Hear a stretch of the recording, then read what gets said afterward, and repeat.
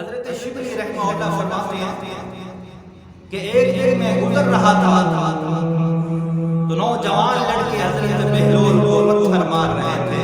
کسی لڑکے کے ہاتھ میں پتھر ہے, کسی نے اینٹ کا ٹکڑا اٹھایا ہوا ہے, تو کسی کے ہاتھ میں مٹی کا بڑا ٹیلا ہے. تو حضرت بہلول کو مارتے ہی جا رہے ہیں, جس کی وجہ سے بہلول کا سر بھی زخمی ہے, بہلول کی کمر بھی زخمی ہے, بہلول کا منہ بھی زخمی ہے, خون سے لہولہان ہے.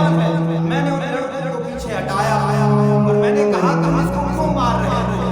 وہ لڑکے بولنے لگے شاید ہمیں ہمارے حال میں چھوڑ, ہم نے اس کو قتل کرنا ہے. فرمایا کیوں قتل کر رہے ہو؟ فرمایا اس نے بہت سخت جملے بولے ہیں. اس نے کیا بولا ہے؟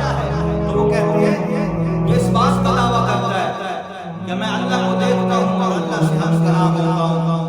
تو حضرت شبلی رحمہ اللہ فرماتے ہیں کہ ابھی ٹھہرو, اور حضرت شبلی حضرت بہلول کے پاس جاتے ہیں. بہلول سے پوچھتے ہیں کہ یہ لڑکے تمہیں تہمت دے رہے ہیں. تو بہلول پوچھتا ہے انہوں نے کیا کہا ہے؟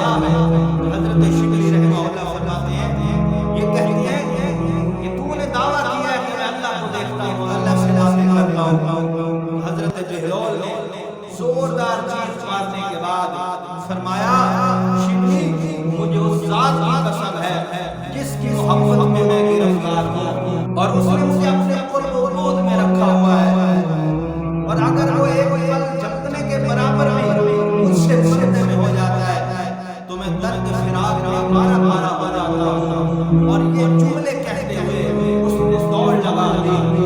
جمال کا فی عینی و ذکر کا فی فمی وحب کا فی قلبی عین تغیب. تیرا جمال میری آنکھ ہے, تیرا ذکر